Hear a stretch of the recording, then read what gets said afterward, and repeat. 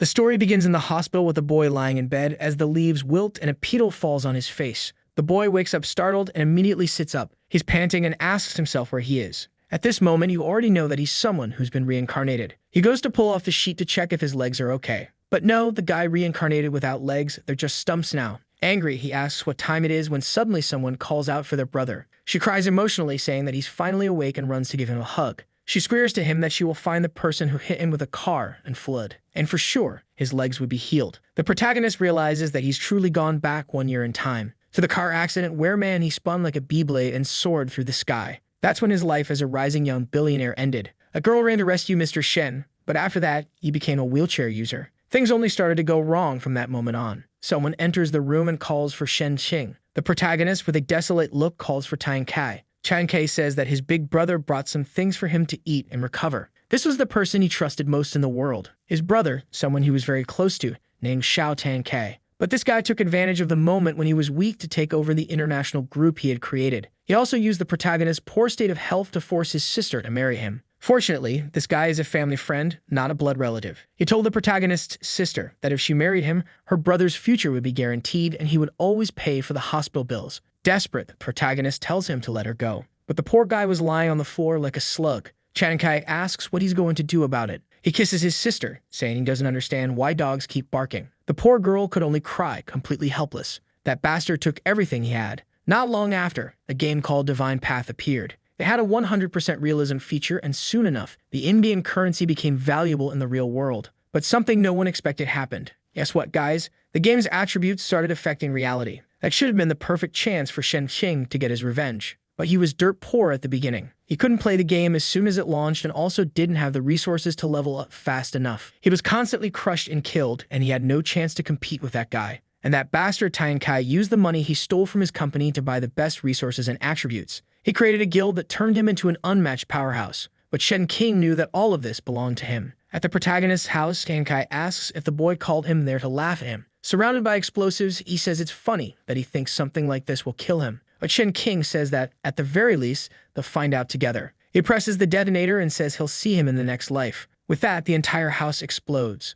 The boy was determined. His legs were gone, and so were his arms. But Tian Kai asks why he even tried something like that. Shen Qing is shocked to see the guy standing there, completely unharmed, in front of him. Tian Kai says that with Divine Path attributes, it's impossible for even a hair on his body to be hurt by something like this. He stomps on the boy's head and says that before he dies, he'll learn something. He was behind the death of his parents and also the accident that caused him to lose his legs. And the most ironic part is that he's going to have a child with his sister, and the family's last bloodline will carry his surname. Shen Qing screams in desperation, but under the guy's foot, there's nothing he can do. Even with his head stomped, he swore to himself that he would never forgive this. Back in the present, he has no idea why he was reincarnated. But he turns to his sister and tells her not to cry, that things will work out. He swears that in this life, he will protect her and everything their family worked for. And of course, he will get revenge on that bastard Tian Kai. The problem is that he reincarnated after the accident, so he already doesn't have his legs. His chance clearly lies in the launch of Divine Path. It will take at least a month for people to discover that the game's attributes affect reality. And this is the window of time he has to turn things around. He needs to take advantage while his money hasn't been frozen yet. His sister asks why he's making faces if his leg hurts.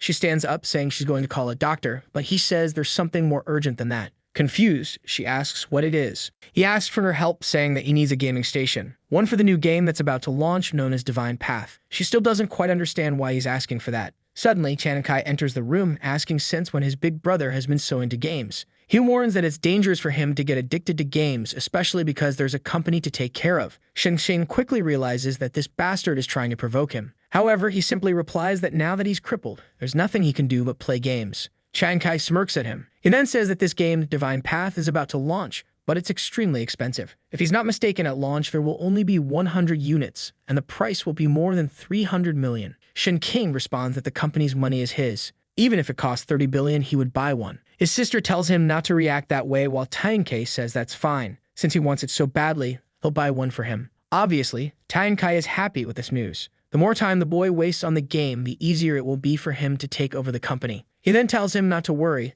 Since he wants to venture into this world, he'll buy one for him and make sure he enjoys it. He needn't worry about the company because he would take care of it. Suddenly, he pulls the sister to his side and says that Tom will be spending more time with him now. Meanwhile, Shen Qing swears he won't let that filthy bastard lay a hand on his sister. Not understanding, Tyne K says that's fine. He then leaves the room and shuts the door. Outside, he looks back in anger, wondering why that useless assassin couldn't kill this bastard. Next time, he'll bring a tank to make sure he explodes for good. Inside the room, Shen King tells his sister to transfer all the company's money into in-game currency. Additionally, she's to sell all the company's shares and transfer that money too. She's a bit confused and asks if he's sick or what's going on. He tells her he's not and says not to worry. He has a plan to change their future. 3 hours later, he's already paid an extra $200 million in shipping fees, and the setup is in his room. This boy is quick, indeed. The account is already created, and he says, "Here I go." With that, the system appears, and at least in the game, our boy has legs. If there's one thing he truly liked, it was the feeling of walking freely. The system asks for a character name, and he enters Ko Hai Wang. A bunch of characters appears in front of him, and the system asks him to choose a class.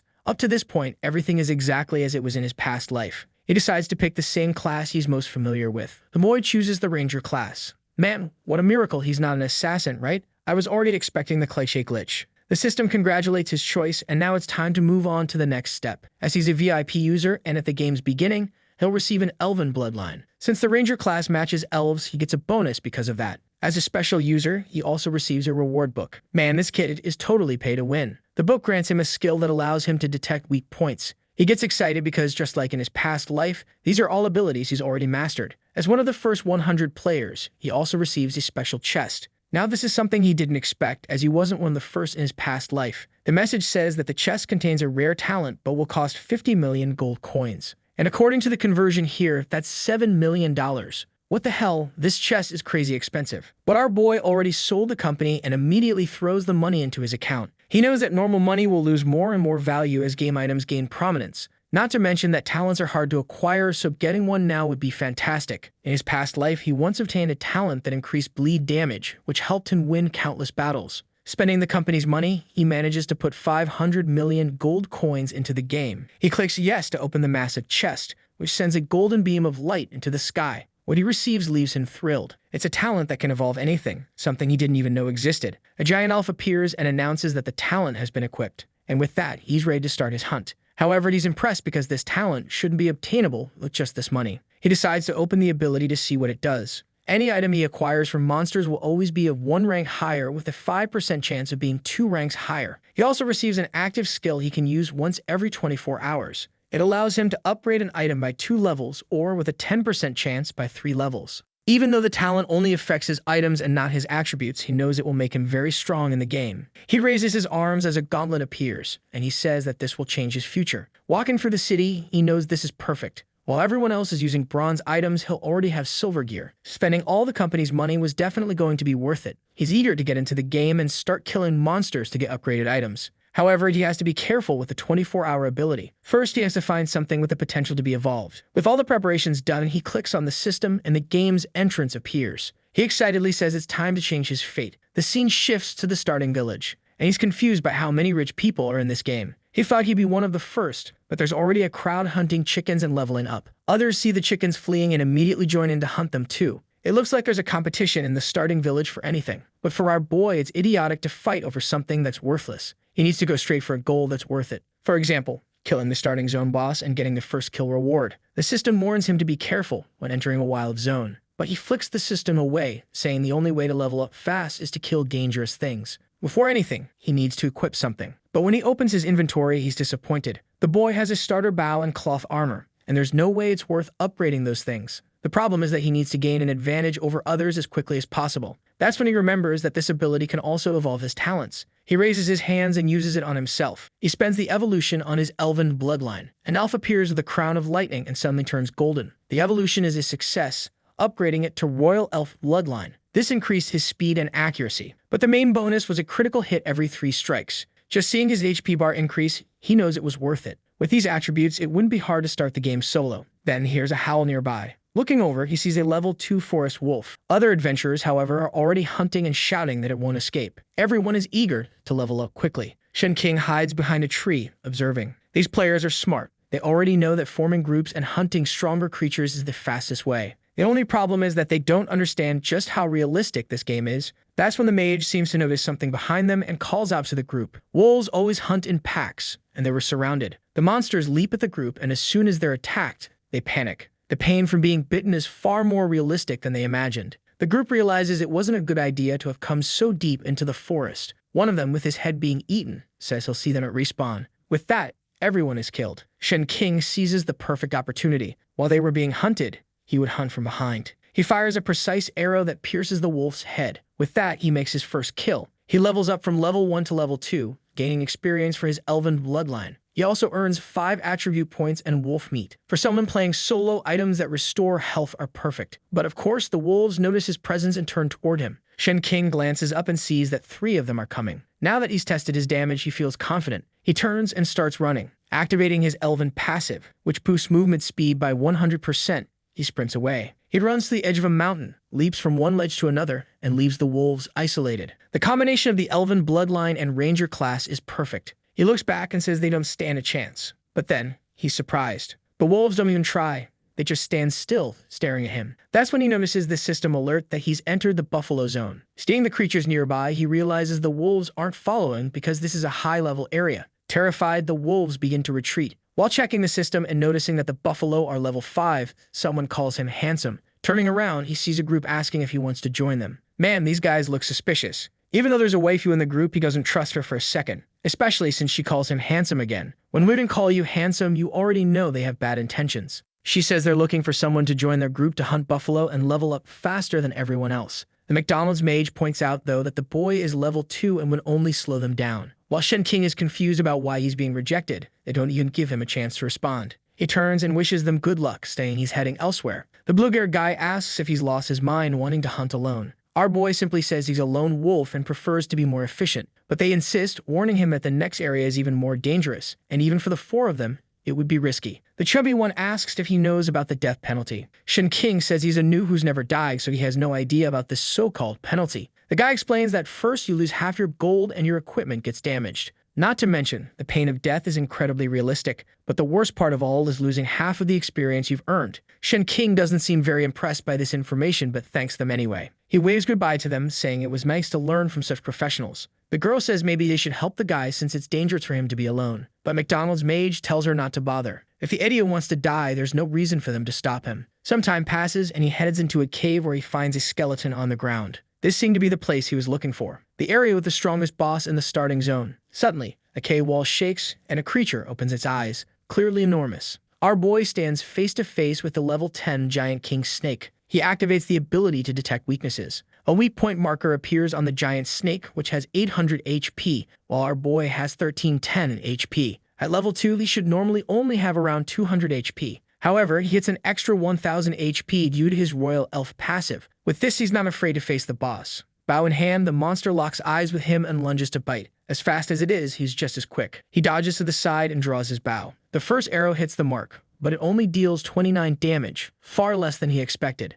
In the end, a boss is still a boss. He dodges again and thanks the fact that at least his speed is enough to avoid damage. Although it's a strong monster, it's slow enough that he can chip away at its health. However, as he aims another shot at its neck, the monster blocks it with his tail. Now the monster is guarding the only weak point where he can deal damage. He decides to rely on speed and fires a volley of arrows. But the monster keeps defending and he deals 0 damage. Eventually, he finds another opening and lands a shot for 58 damage. It's going to take longer than expected, but he's definitely faster than the monster. Suddenly, he notices something strange. The boss starts inhaling deeply, filling the cave with smoke. The poison begins to drain 10 HP per second. Doing the math, he realizes he doesn't have much time left in this place. Worse, the snake climbs to the top of the cave, making it harder to land shots. But for Shen King, that's not enough. He draws another arrow, saying he's being underestimated. This time, his shot deals 116 damage, straight to the neck. This kid really has the hacks, well, at least in this case, right? The monster falls to the ground, taking bonus damage since every 3rd hit is a critical strike. He taunts the boss, asking how many more hits it can handle. The snake is starting to sweat, realizing this fight won't be so easy. A short while later, the monster is down to 597 HP, and Shen King is confident. Even losing 10 HP per second, he's sure he'll win. His HP continues to drop, reaching 1010. The problem is that the snake is making things even harder. As he stands still, he's forced to dodge multiple tail attacks. Once the monster realized its attacks couldn't be avoided, it started striking more aggressively to prevent him from attacking. He dodges another strike and thinks that, while the snake is smart, it's still underestimating his speed. Another arrow flies straight to the neck, dealing 200 critical damage. Strangely, he notices the damage was even higher on the belly. Even though the neck is the weak point for an instant kill, the belly seems to take more damage. He prepares another shot, saying that if that's the case, the snake will die even faster. But then he notices something strange. The monster seems to be smiling at him. The snake strikes the ground and a crack begins rushing toward him. The terrain becomes unstable and he loses track of the boss's position. Suddenly, he falls to his knees. This time, the poison is draining 20 HP per second, leaving him with only 600 HP. This is clearly a boss designed to be fought with a group of players. Considering the poison damage and climbing difficulty, he won't survive at this rate. He pulls wolf meat from his inventory, saying he'll have to spend more than he planned. The meat restores 20 HP per second for 20 seconds. Although it's not enough, it'll buy him some time to climb to the top. The next 20 seconds will decide whether he wins this or not. He begins a parkour climb, jumping from ledge to ledge, steadily working his way up. Finally, he reaches a position above the boss. He draws an arrow and lands a shot. The snake looks furious, as if it didn't expect him to make it out alive. The arrow hits the boss right in the eye, causing it to thrash and collapse to the ground. Shen King notices the snake trying to escape again, but he takes advantage of its exposed back to land another shot on the weak spot at the nape of its neck. The monster turns, terrified, only to see our boy preparing another elven arrow. The poor boss, trembling with fear, tries to retreat, but Shen King fires shot after shot with the final arrow piercing through its body, dealing 200 damage and bursting out of its mouth. With that, the monster finally drops to 0 HP. The legend is defeated and the poison dissipates. The system announces that his achievement will be broadcast to the entire server and asks if he wants to hide his name. Shen King considers the option but decides he's been hiding for far too long. Then he tells the system to make an announcement. With that, the player Kiao Hai Wang is congratulated for being the first to defeat the starter zone boss. The people in the beginner village are confused, wondering how he did that when the game had just launched. Meanwhile, the other groups blame themselves for being so slow. Players with experience from other games can't comprehend how this is possible. Back with the blue-haired group, they're all exhausted. They manage to kill one buffalo and are convinced that must have been a super boss. The chubby guy says he's excited to see what the first kill reward is. Meanwhile, the other two guys are blushing, eager to get strong so they can impress the ladies. They're drooling, hoping to hear a compliment from the beautiful sister. But then, the system pops up for them. It announces that Kiao Hai Wang has earned 1,000 reputation points and a silver chest. The two can't believe there's actually someone stronger than them. Because he defeated a boss several levels above him, our boy gets extra experience, jumping straight from level 2 to level 7. He gains 30 attribute points and immediately puts them all into agility. Not having legs really gave this boy the dream of being fast. Well, for a class like his, agility also boosts damage, so it makes sense. With his attributes distributed, it's time to see what the boss dropped. Something unexpected happens. The 10 silvers that the boss was supposed to drop transform into 10 gold coins. Meanwhile, other players kill a buffalo and get a copper coin. One of the items shines brightly in his inventory and he notices it has a golden glow. Maybe the second evolution triggered, but no, it's actually a crystal coin, a rare form of currency long extinct but usable to buy mysterious items from certain NPCs. Shen King had heard of it in his past life but had never seen one. The system collects the rest of the drops and he checks his backpack. He obtained a silver-ranked snake sword. Obviously, for someone who uses a bow, it's useless, but at least it's worth some money. The most useful item is a silver scale armor that grants a 300 HP shield with a 300-second cooldown. He remembers that this armor normally doesn't have special effects. Maybe his passive ability is influencing the item's stats. The problem is that it requires level 10 to use. That's when he remembers that the system gave him a silver reputation chest as part of the achievement. He asks the system to open it, praying it's not another item for a different class. What he receives is the legendary 7 Arrow Rain skill, a powerful aerial attack that's perfect for him, though once again it can only be used at level 10. He's slightly disappointed but also excited because he'll become much stronger once he hits that level. Just then, someone in the cave calls out, asking for help. When he goes to check, it's a healthy-looking girl asking if he can save her. She hid in the cave to escape the giant snake. Her name is Miss Gu. He knows she's a famous NPC who gives secret quests. He explains that the snake has already been defeated, so she can leave, but she shows that her foot is injured. Putting a hand to her mouth, she asks if he can carry her. You'd think Shen King would be that cold, calculating protagonist, but no, he blushes like a fool. A second later, he's already carrying her outside. Once outside, she gently touches his face, saying she would have died if not for him. She promises that the next time they meet, she'll take good care of him. But he suddenly questions, next time, what do you mean? And drops her to the ground.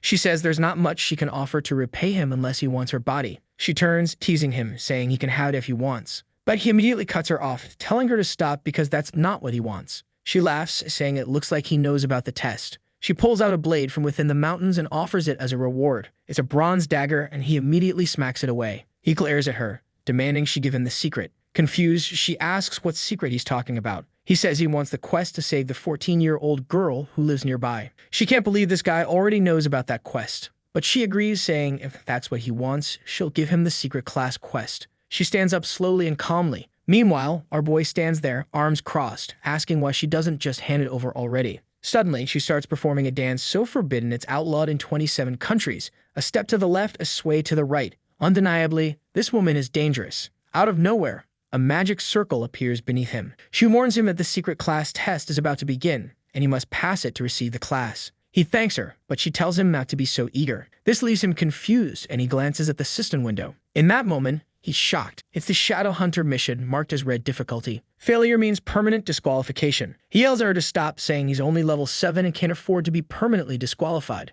But she gives him a creepy grin, saying, "This is the end for you." His favorability with this NPC drops to 0. At that moment, he realizes the true way to start this quest was by increasing her favorability first. That's why she forced him into the mission before he was at a sufficient level.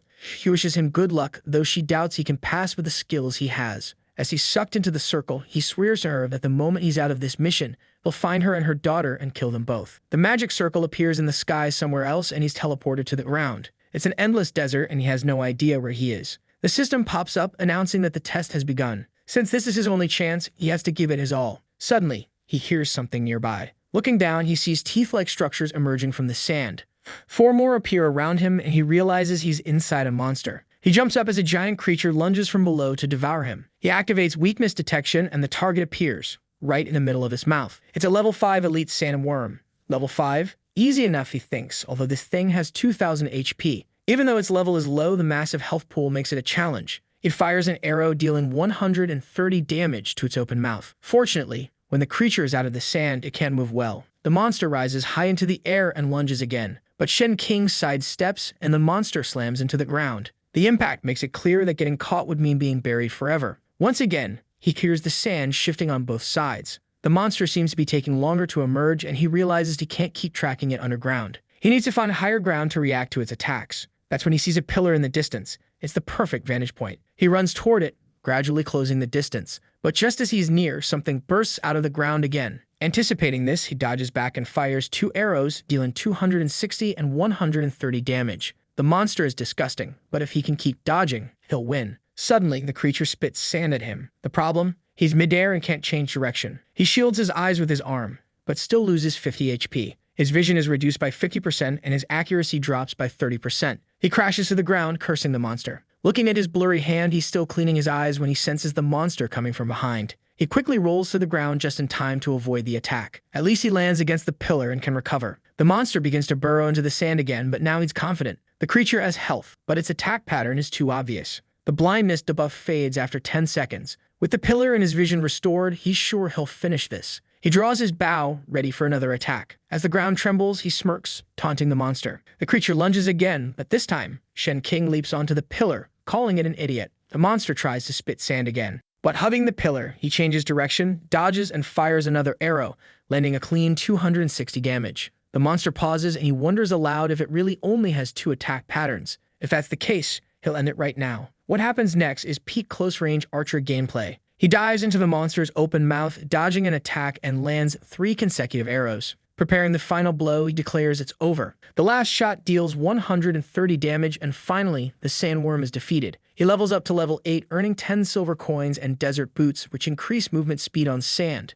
However, he calls the rewards trash. How can such a massive, difficult monster drop such garbage? That's when he notices one of the markers on the pillar begins to glow. Looking up, he sees there are 9 identical markers, and only the bottom one is lit. Suddenly, more sandworms appear, and he understands what this means. He'll have to defeat all of these monsters to pass the test. Climbing to the top of the pillar, he thinks at least it's not so bad. This place is perfect for leveling up to level 10. Additionally, he realizes the monsters track prey through vibrations in the ground. He needs a way to create small vibrations to attract the fewest worms possible. The problem is that firing arrows would attract all of them. He has an idea. Opening his inventory, he pulls out some silver coins. Small and light, they're enough to attract just a few creatures. As soon as the coin hits the ground, a sandworm bursts up to attack. He activates his passive, smirking that this is going to be a very luxurious way to win. However, in his position makes it harder to hit the weak spot, reducing his damage to 35 per shot. Still, for a millionaire like him, spending money isn't a problem. Explosions of arrows follow, and 4 hours later, the fight is over. Shen King remains atop the same pillar,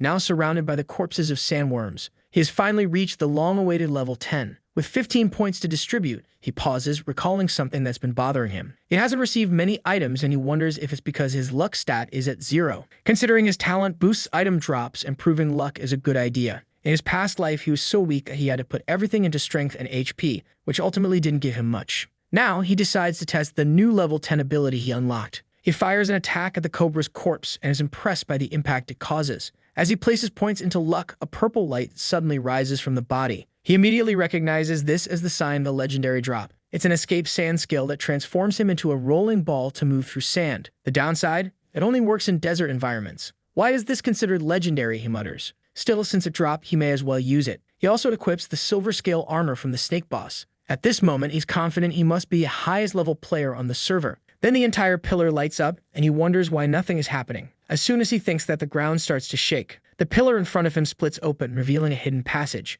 Approaching the newly formed staircase, he knows the true reward lies within. It's the perfect chance to test his new gear and abilities. But just then, he hears someone calling, "Brother." He immediately recognizes the voice of Xiao Tong. Outside the game, the girl says it's time to eat. She's made egg fried rice his favorite. Apparently, his headset has some augmented reality because he can still hear her while playing. He tells her to leave before she gets hurt. The system asks if he wants to log out. He refuses, saying he can't leave when he's just about to get the reward. Looking up, he tells his sister to stop interrupting him. He's in the middle of a match. She pouts, saying he's been playing for 8 hours straight without a break. He tells her to behave and stop distracting him. Annoyed, she leaves, saying she doesn't care about him anymore. As she walks off, she wonders how she can make him feel better. Inside the game, Shen King apologizes quietly to her. But for now, this is necessary. He has to get stronger to change their future. He strides toward the portal, declaring it's time to unlock the new class. A blue glow shines in his face, and when he opens his eyes, he's in a cave. The system warns him that this is an extremely dangerous area and advises caution. Shen Qing immediately realizes this must be the boss room. Suddenly,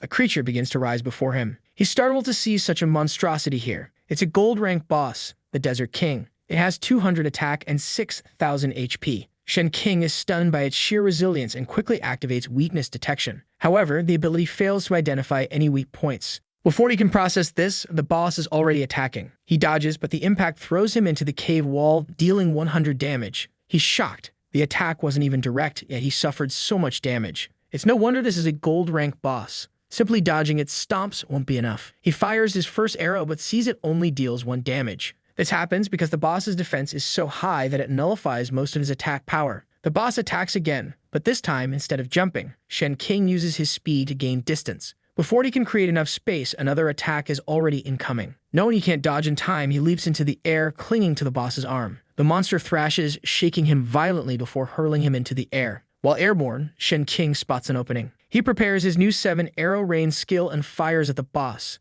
Each arrow deals 1% of the boss's max HP and ignores defense. In one volley, he reduces the HP from 6,000 to 5,100. However, the boss retaliates. Though he dodges, the impact damage is enough to shatter his armor. Realizing this isn't sustainable, Shen King changes his strategy. He begins climbing up the boss's arm toward its head. From above, he tries to unleash another 7-arrow rain. Nothing happens. He's out of mana. Though the skill is powerful, it consumes too much energy. At his current rate, it will take 4 minutes to recover enough mana to use it again. The boss suddenly leaps toward the ceiling, preparing to crush him. Forced to retreat, Shen King drops to the ground as the boss destroys everything. Just then, a purple glow appears in the boss's eyes. The system announces that a weakness has been detected and marked. Looking closer, Shen King sees the marker indicating the abdomen. Now it makes sense why weakness detection didn't work before. The only weak point is located beneath its belly. The system warns that the boss is about to unleash its ultimate skill. The boss's ultimate skill would deal 100 damage per second and restrict his movements for 60 seconds.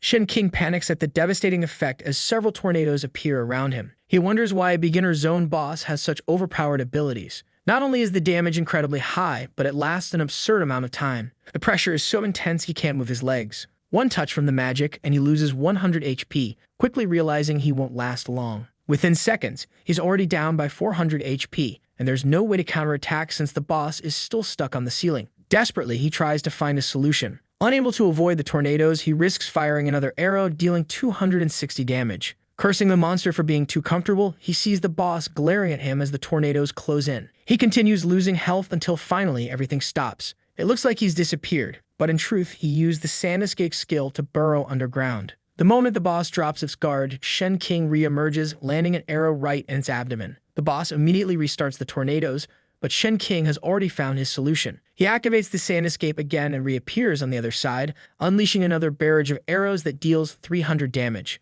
Realizing it can't keep up, the boss descends back to the ground, attempting to strike him. But Shen King simply dives underground again, reappearing from the other side and waving sarcastically. The boss attacks again, but now Shen King is confident. This explains why this ability is considered legendary, he thinks. It barely uses energy and has no cooldown. Suddenly, the boss speaks, calling him an idiot. Shen King freezes in confusion. This monster can talk. 3 hours later, Shen King is down to 720 HP. The battle is far longer than he expected, but he has 7 arrow rain ready again. The boss is at 1160 HP, and Shen King declares it's time to end this. But to his surprise, the boss surrenders. The boss exposes its abdomen, groaning that it's tired of a fight that's lasted hours and just wants it to end. Still wary, Shen King raises his bow, saying, "If that's the case, I'll finish this for you." He unleashes 7 arrow rain, and the boss's HP finally drops to 0. Because he defeated a monster several levels above him, his experience skyrockets and he jumps 3 levels to level 13. The system announces he qualifies for a class change and asks if he wants to proceed.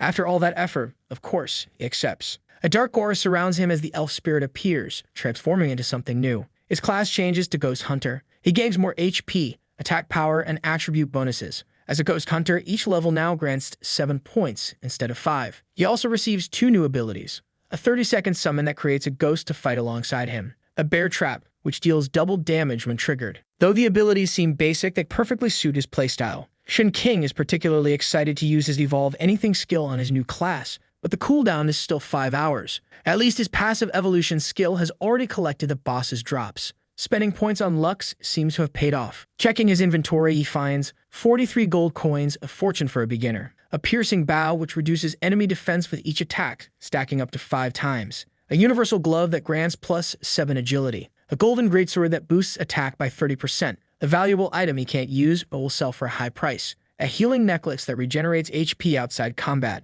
With 21 new points, he puts them all into agility. Checking his status window, he's thrilled to see how much he's progressed. But before he can continue, the system pops up. You have been in the game for 15 hours. You will now be forcibly logged out. Before he can argue, the system kicks him out. He wakes up back in the hospital pod, frustrated that a game for adults has an anti-addiction system. Still, it's fair. Everyone will have to follow the same rules. For now, things are progressing well, and it won't be long before he begins his revenge against Xiao Tangkai. He heads to his sister, who's sleeping in a hospital room, clearly exhausted from watching over him. The smell of food hits him, and he recalls she made egg fried rice earlier. Shen King knows his sister grew up pampered and never had to do anything. Just having her here, constantly supporting him, is already a massive effort. As he takes a bite, though, his expression darkens. It's terrible. It tastes like she poured an entire jar of salt into it. Suddenly, she wakes up and happily says, "You finally stopped playing for a bit." He awkwardly apologizes for waking her up. Excited, she asks how the food tastes. Struggling to hold back tears, he says, "It's incredible. The fresh ingredients really shine through.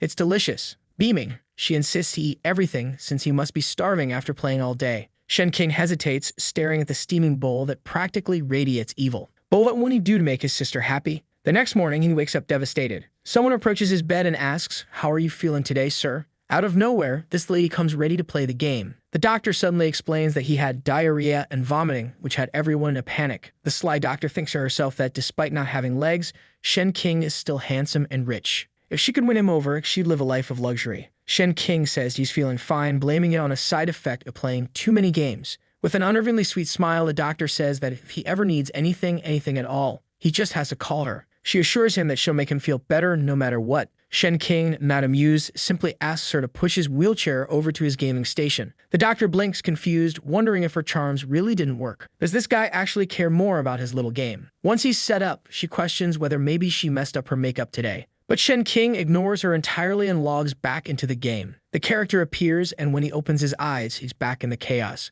It's only the second day of the game, but there are already 300,000 players. Shen King has that ultra-expensive gaming station, but the game is also accessible through cheaper VR devices. That's why, in less than a month, the game will surpass 100 million players. At the moment, he's nearly unequipped, but at least his new bow is in hand. His goal for the day is to obtain high-quality gear, and that will only be possible if he fights level 20 bosses. He enters the shop, and his shopkeeper immediately notices something unusual. A silver armor, something he's never seen before. The man asks what Shen King wants, and our protagonist humbly says that everything there is just bronze junk. Turning to the shopkeeper, he says he wants the shop's treasures. The vendor tries to explain that what's displayed in front of him is all they have for sale, They don't deal in treasures here, and even if they did, Shen Qing wouldn't have the money to pay for them. But that's when our boy pulls out crystal coins and asks what the man thinks of these. The shopkeeper's attitude changes immediately. He gains 70-figure ability and exclaims that he hadn't realized Shen Qing was such an impressive person. He stretches out his hand and a golden light blinds everyone in the shop. With that, the so-called treasures appear, and the man admits those items weren't supposed to be sold for another 30 days.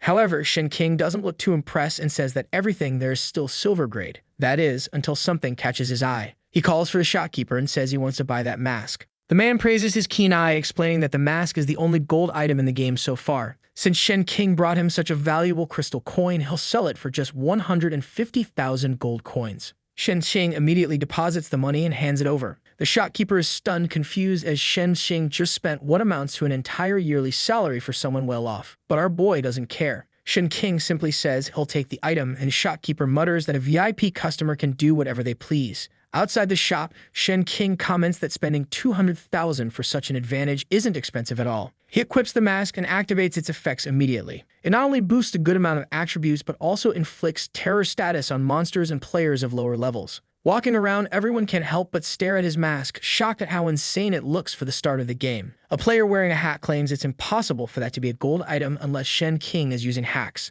Suddenly, someone puts a hand on his shoulder and tells him to wait a minute. Shen Qing turns around and asks what the guy wants. A square-jawed man says Shen Qing's items look nice and he should lend them to his friends. Shen Qing asks what he's talking about and the group of players starts laughing. Then his expression darkens and he demands to know why he should do such a thing. The man claims that the only way to get such an item so early in the game is by hacking. If Shen Qing doesn't hand over the items, they'll report him and ensure he loses everything. Shen Qing laughs, asking if they're really trying to rob him. The commotion attracts a crowd and suddenly a lot of people start gathering around. Seeing this, the group decides to seize the opportunity. One of them raises his arm and shouts that they should teach this cheating trash a lesson. The crowd joins in, chanting the same thing. The square-jawed man warns Shen Qing that if he knows what's good for him, he better hand over the items. If not, they'll kill him repeatedly every time he responds. The protagonist simply comments that jealous people are the same everywhere. They can't stand seeing someone a little better than them. He glances at their levels and notices none of them are above level 5. So he taunts them, telling the three of them to come at him all at once.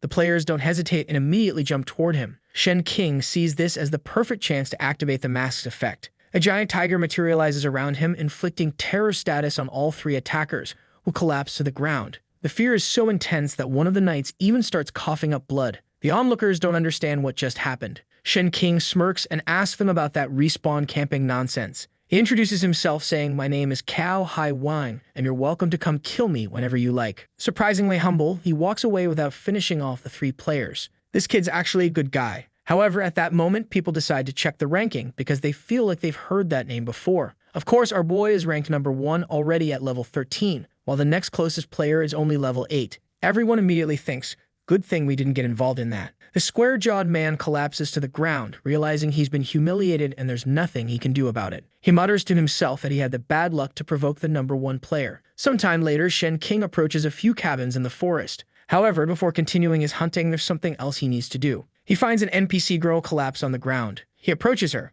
calling her little girl and asking if she knows where Levu went. She immediately responds, saying she's not a little girl since he's not much older than her, so he should stop calling her that. From her attitude, Shen Qing is certain that he's talking to the right person. He asks if she's Linger, Lady Gu's daughter. The girl, confused, demands to know how he knows her name. However, this psycho calmly says that her mother promised she'd marry him in 5 years. Linger is utterly bewildered and runs off, yelling about why her mother would sell her off like that. At that moment, Lei Hu appears, asking what happened. Her daughter tearfully accuses her of selling her off to hunt with that boy. Shen Qing steps in, cheerfully greeting Lady Gu, who looks startled to see him. "You actually passed the test," she exclaims. Shen Qing smirks and says he promised that as soon as he passed, he'd come find them. He's a man of his word. Lady Gu asks what he wants, warning him that if he tries anything inappropriate, she'll disappear immediately. Shen Qing scratches his head, surprised to learn that NPCs can disappear. Apparently, he's the first player to push things this far. He assures her that it's nothing inappropriate. All he wants is the map to a mid-level dungeon. Linger butts in, saying they don't have anything like that. Shen Qing shrugs and says that if that's the case, he'll have to show her something impressive. He moves to throw a punch and Lady Bu instinctively backs away. However, when she opens her eyes, Shen Qing is holding up a massive crystal. "Don't just stand there. Take the crystal," he says. "It's payment for access to the secret dungeon." Both Lady Gu and Linger stare at the crystal, hearts practically in their eyes, and his favorability increases by 50 points. Linger practically drooling, asks if it's really for the big one. However, the mischievous daughter grabs it first, gushing about how beautiful it is and thanking him as big brother. Lady Gu chases after her, scolding her that she's too young to need something like that. The two start bickering, with Linger declaring that this must be a wedding gift for their marriage in 5 years. Shen King has no idea what these crazy women are talking about and demands the mid-level dungeon map. Lady Gu sighs and agrees, but warns him that the map wasn't supposed to be available for another 20 days. However, she adds, since you offered such a generous payment, I'll make an exception. She explains that the village chief authorized the release of the map only to those who accept difficult challenges. Suddenly, Linger chimes in, saying she knows where the village chief's house is and will take Shen King there. Elsewhere, a woman is lounging, sighing about how comfortable it is. This woman is the village chief, and clearly a dangerous character. She's a feline-like beauty with sharp eyes and an unsettling aura. Suddenly, she notices something approaching. It's Linger, who crashes into her lap, saying someone's looking for her. The village chief, now drooling for some reason, asks who this person is. Out of nowhere, Shen King appears, sitting before her and getting straight to the point. He says he wants the mid-level dungeon map. The village chief tells him to wake up and face reality. At level 13, he doesn't stand a chance. He should come back at level 20. But how many of these crystals does this guy even have? Without hesitation, Shen King tosses another crystal her way. The chief looks at it, her expression softening, and asks if he's really trying to buy her off. Don't you know who I am? I'm the village chief. She strikes a dramatic JoJo pose and declares that she's a righteous person, which is why she holds this position. So righteous, in fact, that she'll accept the crystal because Shen King is such a good person. Linger chimes in, saying that if the chief is really so kind, she should give the crystal back to Big Brother. Grabbing the crystal, she throws it back to Shen King. Shen King, amused, pockets the crystal and again demands the mid-level map. The village chief insists that the dungeon is suicide for anyone below level 20. For the sake of player experience, she can't hand it over to him. Shen King then asks what happens if he proves his strength. The chief seems unimpressed and questions whether he really wants this that badly. Standing up, she says they'll make a deal. If he can prove his strength, the map will be his. How do I prove it? Shen King asks. The chief explains that every year the village is attacked by packs of wolves. Players usually help defend the village, but no one has ever managed to resolve the problem because no one can kill the White Wolf King. If you kill it and bring me its item, then we'll talk, she says. The system offers the quest, warning that the difficulty is hard. Of course, Shen King accepts immediately. He stands up, telling her to have the map ready because he'll be back soon. Suddenly, Linger grabs his hand and insists she's coming with him. She says she can protect him. However, Shen King just tells her to stop fooling around and go back to her mother. But the girl insists, saying she wants to protect the village and kill the White Wolf King. Shen King turns to the village chief and asks if she's going to control this crazy girl or not. Suddenly, the system updates, announcing that the mission now has an additional condition. He must protect Linger. He can't believe this brat just altered his mission. She clings to him, saying she won't let go, and he asks if she's a monkey by any chance. Suddenly, she starts kicking and flailing like a child, whining that she doesn't like adventures alone. Since he has to protect her for the mission, he reluctantly agrees. Sometime later, they're walking through the forest. Linger hides behind him, saying the place feels scary. Suddenly, they hear noises coming from behind a bush. Shen King says he'll check it out while Linger trembles in fear. A group of adventurers is cutting the heads off wolves. Shen King approaches and asks for direction to the wolf den. The group consists of players between level 5 and 7, and their leader refuses to answer, saying they're hunting here and won't let anyone else in. Confused, Shen King asks what they're talking about. The leader points to a red snake tattoo on his arm and asks if he's never heard of the strongest guild at the moment. The translation seems off because the guy then calls his guild the Green Snake. Shen King looks as confused as we are. Another player steps forward and claims that even the buffalo area belongs to them. If Shen King wants to farm in any of these places, he'll have to pay a fee or go back to killing chickens. Then the guy points at Linger and asks if she's an NPC with a secret quest. Shen King refuses to answer and mocks their inefficient leveling methods. Another player retorts that Shen King is an idiot for not realizing that wolves are weak but extremely safe, making it possible to hunt them all day. Meanwhile, Linger keeps hiding behind Shen King's cloak. Suddenly, she points at something and says there's something approaching. Shen King looks up to see a dark aura emerging behind the group. Realizing the danger, he grabs Linger and jumps away to safety. They land on a tree branch while the group laughs, mocking him for running away. Good, one sneers. It's better for a weakling like you to flee since you have no chance here. Shen King just thinks about how stupid they are for not noticing the presence nearby. Suddenly, a liquid drips onto Linger's head. When she looks up, she sees a massive wolf with its mouth wide open and screams in terror. Before she can react, the wolf lunges, and she's gone in an instant. The group turns around to see only the girl's feet left behind. Panicking, the leader shouts for everyone to run, but the wolf won't let them escape so easily. In an instant, the creature disappears and reappears on one player's back. Chaos erupts as wolves attack from all sides, and the group starts dying one by one. The White Wolf King emerges, level 20 with 4,000 HP. Shen Qing immediately notices that the boss has several tricks up its sleeve. He draws an arrow to test the wolf's speed, but Linger suddenly stops him. "What's wrong?" he asks. Linger explains that he can't fight it now. The wolf seems to sense something and sprints off into the distance. Shen Qing jumps down with Linger and Tao, saying he'll chase it. But once again, she insists he stay put. She explains that the boss appeared because the group killed too many wolves in the area. If he attracts its attention in this state, he'll definitely die. He needs to be fully prepared first. Shen Qing finds this strange but decides to trust her. Suddenly, Linger pulls out a map and explains that it's an automatic path to the den. "Why didn't you show this earlier?" Shen Qing asks. She grins and says, "You must be starting to like having me on your team." A system message then pops up about an evolution. Linger admires the glove in Shen Qing's inventory, calling it beautiful, and asks what it is. Shen Qing says it's something incredible, and that she'll have to be impressed for a while. He tries to upgrade his elven bloodline, but the system rejects it, saying the bloodline has already been fully evolved. "Well, it was worth a try," he mutters, blushing slightly in embarrassment. Since that auction failed, he decides to evolve his ghost skill instead. Extending his arm, he activates it for the first time. A strange blue energy begins to condense behind him. Suddenly, a buff version of himself made entirely of water appears and drops to the ground. To test it, he orders the clone to use the 7-arrow rain skill. The clone starts preparing the attack and Shen Qing quickly tells it to wait, wanting to confirm that this is even possible. Seeing the clone capable of using his abilities, Shen Qing realizes how useful the skill is. Then he gets a wild idea. He orders the clone to activate the evolved skill. To his surprise, the clone actually does it, and a notification pops up. However, instead of evolving Shen Qing's abilities, it evolves the ghost skill itself. Shen Qing is utterly shocked, staring at the message in disbelief. "It worked," he mutters. Like us, Shen Qing can't believe that actually succeeded. The NPC asks if Shen Qing is cheating, and he replies, "Of course not. Like a hacker could be as good as me." This boy is really full of himself. He then asks what his chances of winning are, and the NPC estimates 20%. Hearing this, Shen Qing decides it's time to increase that number and evolves the 7 arrows ability. The evolution reduces the mana cost while boosting the damage. But to his surprise, the ability actually evolves into 8 arrows. The NPC then updates her estimate, saying his chances are now 34%. This evolution of the ghost ability also allows him to summon an additional clone. He immediately summons another clone and tries to activate evolution again. However, the ability shares its cooldown, so it's not as easy as he thought. Shen Qing realizes that because he activated evolution before summoning the clone was summoned with a cooldown active. He decides that next time he'll need to spend everything before using it.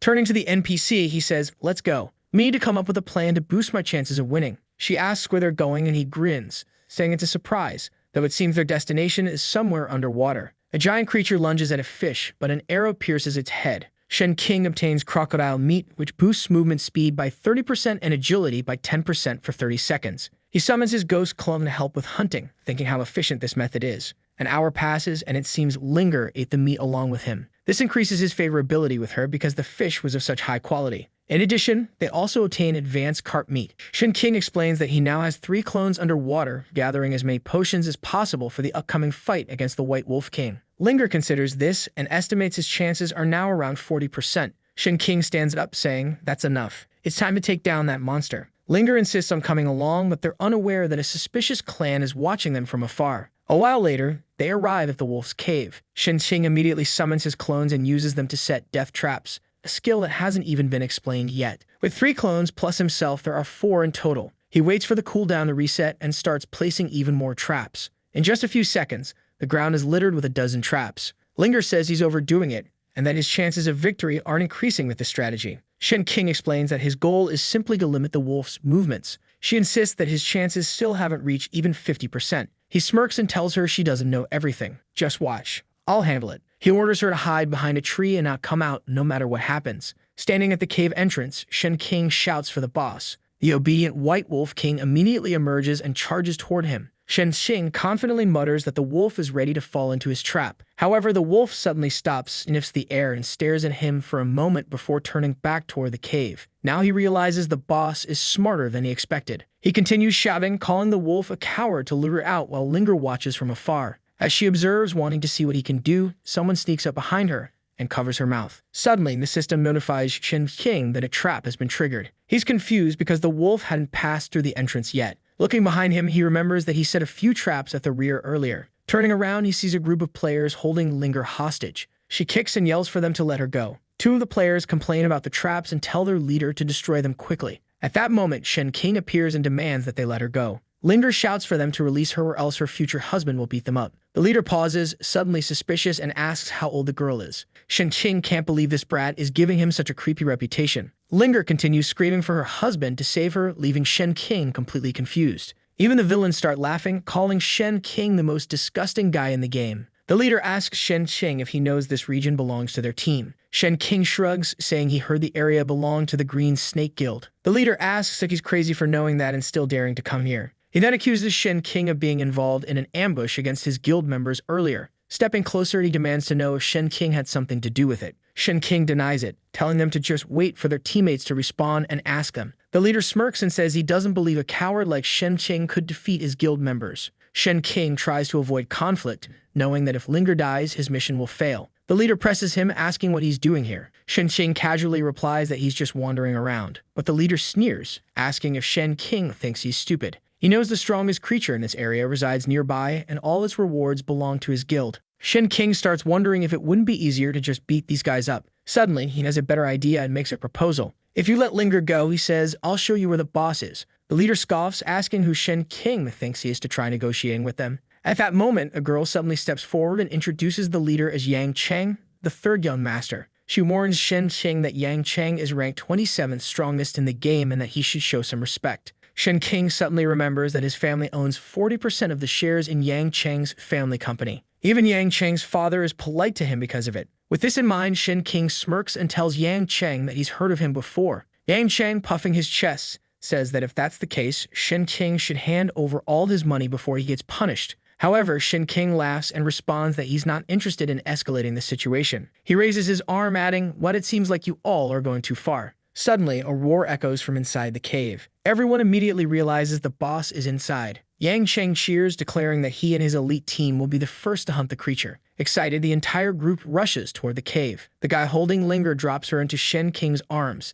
saying they have bigger things to do now, but they'll settle things with him later. However, both Shen Qing and Linger already know these guys don't stand a chance. Not only do they have no idea how the boss works, but they're also completely unprepared. Worst of all, they're stepping right into the trap sequence that Shen Qing had laid earlier. Within a second, the entire team is caught in the traps. The clueless leader is standing there staring at the boss. As he prepares for the attack, the guy still has no idea what he's up against. The mage behind him says the weak point has been detected, but it's a level 20 creature. Yang Cheng tells everyone not to panic because he's there, and he seemed confident because of a talent he had bought for the giant berserker. It's closed here, and the guy bulks up. A kind of energy clone emerges from his body and starts to grow. The giant berserker's passive increased his attack power by 150%. This was a skill the protagonist had never even heard of. From the ground, Linger asks if he's really going to abandon the mission, but he says not to rush and let the guys mess up a little first. Meanwhile, Yang Cheng's friends are just wishing him good luck. He was confident, thinking that no matter how big the boss was, with the talent he was using, there was no way he could lose.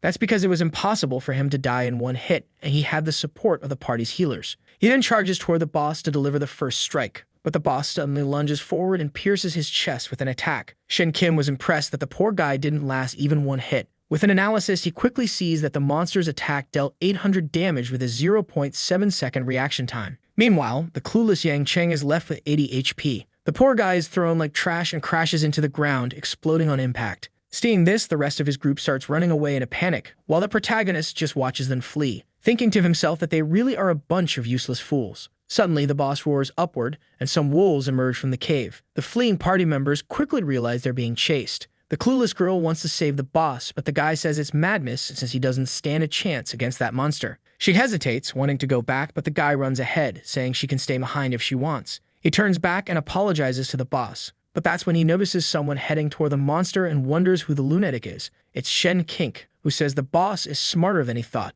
using the traps he himself had set to get revenge on these guys. But now his opponent was him. Lying on the ground, Yang Cheng thinks the protagonist has gone mad for facing that creature head-on. He obviously doesn't want to get hit again, so he just pretends to be dead. Meanwhile, the monster is just staring at the protagonist. Suddenly, he's attacked by wolves from all directions. Like he lightly taps his ear, saying they're just wolves. Oh, he activated the mask, a sneaky guy. He says he's the tiger. The tiger is an albino electric creature, appearing above the boy and shoving the wolves away. Even the boss looks clueless, confused about what just happened. Then he senses something. It's our boy already in the air shooting arrows at him. But the wolf is agile, dodging and closing in. Shen Qing immediately realizes this speed exceeds his precision. The boss approaches for an attack while he decides he has to give it his all. Blood splatters everywhere as Linger calls out for our boy. Man, it seems he was also pierced through the chest by the boss. He's in serious trouble. Our boy's shield is gone, along with 500 HP, and the monster is standing there smiling, but the psycho with a hole in his chest is smiling too. He asked the boss if he really thought he couldn't dodge that. And of course, the reason he let the boss land the hit was to make sure he couldn't miss his counterattack. With that, some of his clones launch a 7-arrow attack. The monster throws itself to the ground trying to dodge. Not sure if it hit, but arrows are scattered everywhere. Kneeling, our boy taunts the monster and asks if he's enjoying this. Man, a few arrows hit and the guy lost 1,220 HP. He even warns the boss that the area is full of traps, so there's no way he can escape. He bites into some meat, saying, "Let's see who can last longer now." With 2 pieces of crocodile meat, he recovers another 400 HP. The boss watches this, stares at him, and then vanishes in front of him. Shen King wonders if it's some kind of invisibility skill, but the monster is suddenly behind him. Before he can react, the poor guy gets punched again and loses another 400 HP. Now it makes sense. This was the technique the monster used to kill those guys' team. The problem is that, as soon as he looks, the boss seems to disappear again. In a second, something reforms behind him. The boy is getting beaten up like a fight from Dragon Ball Z. He's getting punched here, punched there, thrown this way, and flying that way. The poor guy crashes to the ground, exhausted, with 1,600 HP left.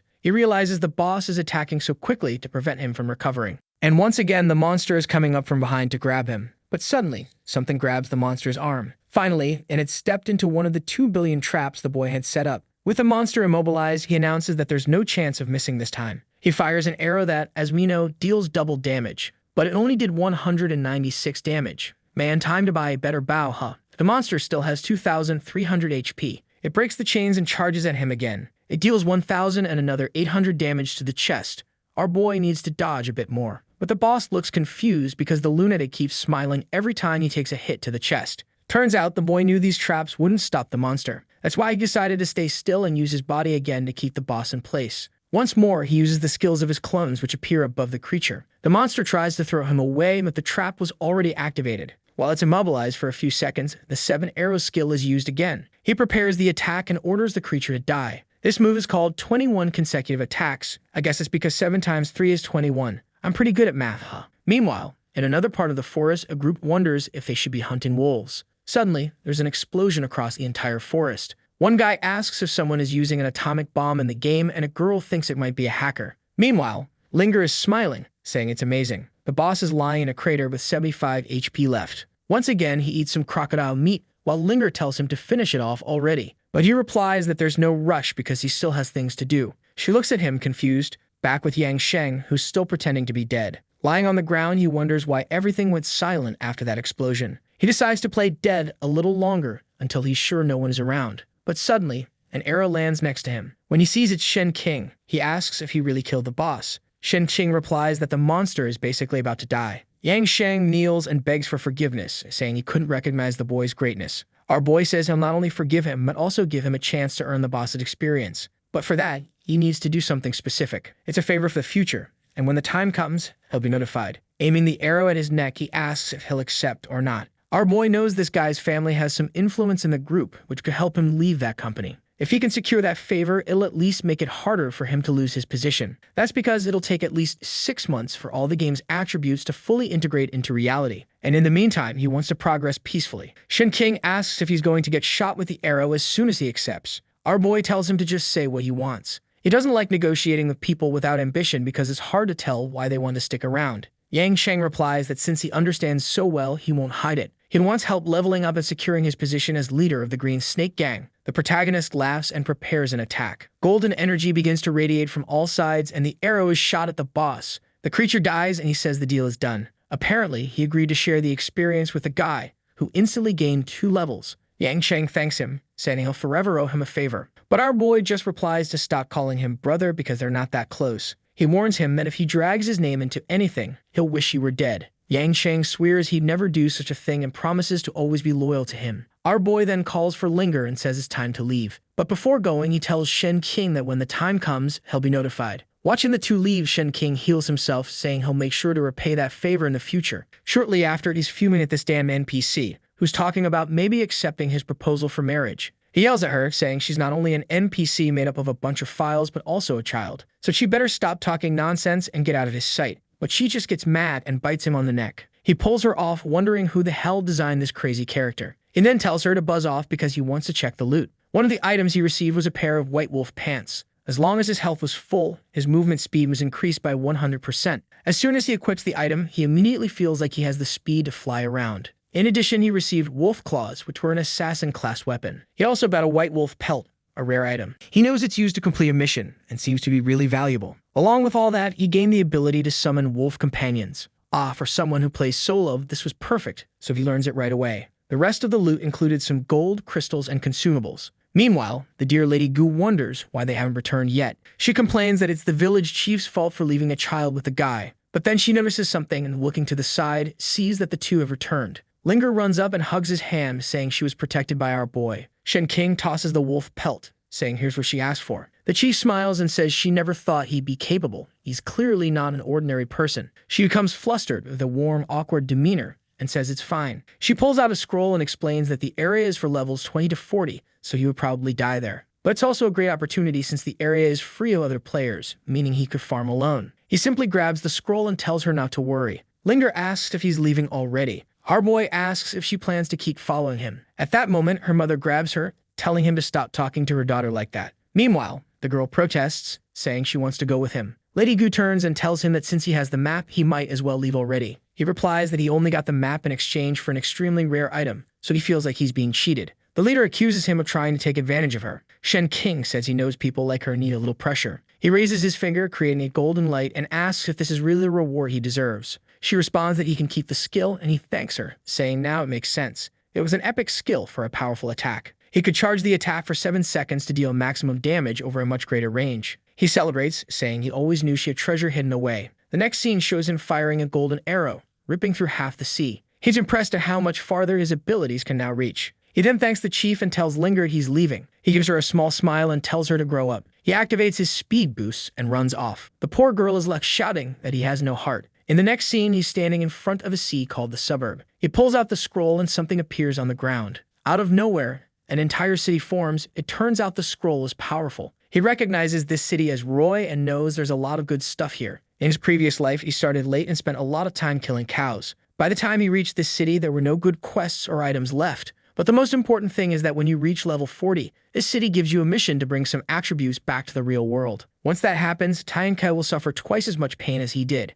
But before heading there, it's time to clean out his inventory. He heads to the auction house where several bunny-eared attendants are working hard. Walking around, he notices the game is getting as crowded as in his past life. A healthy bunny girl approaches and asks if he's there to auction something. She shows him to a table and explains they'll take 10% of the value of everything he sells. She asks if he wants his name on the items he auctions, but he says no. He'd rather stay anonymous. As he approaches the stage, someone announces that item 188 has arrived. Apparently, a girl is stepping onto the stage. Judging by the guy's reactions, she's quite the spectacle. As expected, she's someone who wouldn't sink even if she tried. A natural floater. The guy on stage jokes that something huge is at stake. The auctioneer reveals it's a bronze ring that adds 10 luck. It also gives a 5% drop rate boost and increases earned money by 5%. The crowd seems unimpressed, while a woman scolds a guy for staring at the girl. Shen King, however, knows this item can come in gold or diamond rarity, making it extremely valuable. People start bidding while Shen King thinks it'd be perfect to enhance the item's quality. The auctioneer asks if anyone will bid more than 30, and our boy raises his hand, offering 1 gold coin. The crowd is confused, wondering why he'd offer so much for a bronze item. But someone next to him bids 10 gold coins.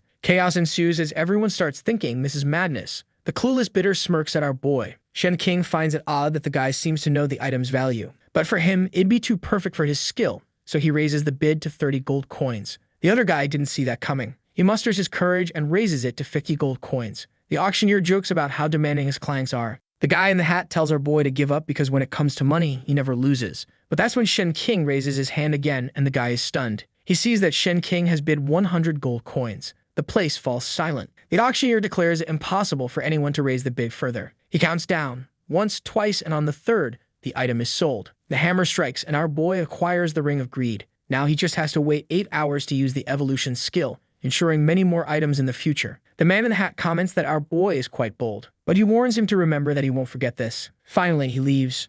Meanwhile, Shen King wonders if this guy might want revenge. That's when someone slaps his face and calls him handsome. It's the walking balloon, saying that tonight he belongs to Hila. Whether he's too innocent or just Sigma, he asks what that means. The human floaty says that if he spent so much on the ring, it must mean he wants hella as a gift too. Apparently, this is a feature of the auction he wasn't aware of. She places her hand on his chest and tells him not to worry. Even though it's just an in-game experience, it'll still be better than reality. Here, they wouldn't need to worry about anything. Shen King begins to wonder if the man in the hat actually knew nothing about the ring and was just after this intense event. He pushes Hella away and says that while her physique isn't bad, she can follow him later. She thanks him and says she's looking forward to the experience. But her expression changes when a man appears behind our boy, calling out to him. The man says Shen King has some good items and asks if he wants to take a look. Shen King turns and tells him to show them. The man thinks that since Shen King was foolish enough to spend 100 gold coins on a trash item, he'll surely be easy to profit from. Of course, the man presents a pile of terrible bronze items. Shen King wonders how the man has the nerve to offer such garbage. The man asks which ones he'll take, and Shen King simply replies, none of them. They're all trash. The vendor gets angry, saying Shen King has no eye for quality. He grabs him by the collar, saying that it looks like he'll need to teach him a lesson. Either he buys something, or he'll take a beating. But his expression changes when Shen King asks if he's really that eager to die. That's when the walking balloon intervenes, telling the man to leave and warning him that security is watching. She reminds him that dealing inside the auction is against the rules. The security team looks like a Megazord on steroids. The man runs off immediately, calling them all idiots. Shen King didn't kill him, knowing it would get him banned from the auction. He then turns to the walking balloon and asks if, now that you bought the ring, she'll do whatever he wants. She tells him not to be so direct, but in a way, he just has to ask. He tells her to handle the money he'll earn from auctioning off weapons, estimating the total should come to at least 800 gold coins. Confused, she asks if he just wants her to spend the night at the auction. He clarifies, saying no, he actually wants her to use her looks to sell the items at a higher price so he can make more profit. She's shocked, unable to believe he's asking her to stay stuck there. But when he promises to double her cut, she asks when they'll meet again. He simply turns his back and tells her that when the time comes, he'll find her. The girl blushes, thinking he's handsome, rich, and confident. Walking through the streets, he knows buying that ring was perfect, as items in the city of Roy are rare and hard to obtain. The final step before heading there is to upgrade his equipment. He enters his shop and finds a craftsman muttering to himself, wondering what to do. Apparently, the man lost his hammer and can't function without it. Shen King pulls out the hammer and asks if he's looking for this. The man is stunned, asking how Shen King found it and knew he needed it. But he raises it to the sky, grateful, saying it's exactly what he needed. Obviously, this was a secret quest, and the man asks what Shen King wants to upgrade since he'll do it for free. This is a hidden event where returning the hammer grants one free upgrade on any item. Shen King hands over his bow, asking to level it up to the max. This method is much more efficient than grinding monsters. Apparently, the item is upgraded to its maximum level, not its maximum rarity. The craftsman agrees, and 20 minutes later, the upgrade is complete. Yang Sheng thanks him and asks to inspect it. The craftsman says the bow is now level 10 and would cost 20 gold coins. Shen King replies that level 10 is fine, as he'll soon buy a better one anyway. The next moment, we're in the forest. The city of Roy has creatures up to level 60, making it quite dangerous. For safety, he decides to wait for the cooldown on his evolution skill before heading there. What he doesn't know is that someone is watching him from the bushes. An arrow suddenly flies toward him, and he seems to sense something. He turns, and the arrow grazes his face. He realizes it was a close call. It almost hit his head. The man in the shadows comments that Shen King is truly remarkable. Of course, it's the man in the hat who admits he didn't expect Shen King to dodge that. Shen King tells him it's a misunderstanding. He only wanted the item. But the man responds that it's too late for that now. Shen King demands to know what he's doing here. The man whistles, and an entire team emerges from the shadows. Shen King notices something unusual. They capture the walking balloon. He asks why they've done this since she still had work to do for him. The man in the hat says that if Shen King spent 100 gold coins, he must have plenty more to share with his friends. The girl apologizes, explaining that everything was stolen by these men. The old man mocks him, saying he was foolish to think that just because he didn't buy anything, they wouldn't take his money. He kicks the elf girl, calling her a piece of trash for ruining his plans. Then he looks at Shen King and says they finally meet again. Shen King calmly replies that he can tolerate people stealing from him, but he won't allow anyone to mistreat someone working for him. The group falls silent, staring at him. The man claims they're not really hitting her, just putting on a little show for him. Suddenly, he throws the girl to the ground and seems to attack her again. The girl cries out in pain, and it's clear Shen King didn't like that one bit. Electricity begins to crackle around him as the man looks to the side, confused. Shen King is preparing his new 7-second attack. He declares it's time for the trash to die. But the white-haired man charges forward, determined not to give him the chance to use that move. He jumps onto Shen King's back, but strangely, Shen King shifts as well and ends up behind him. An arrow pierces through the man like a rocket. The protagonist simply remarks that he's way too slow. Confused, the white-haired man turns to look back but collapses to the ground. The other two, now terrified, ask how he could do that to their companion, but Shen Qing just snaps his fingers and points at them. They look bewildered until suddenly his clones appear. Arrows come from both sides, slicing through them. Both of their bodies fall lifeless to the ground.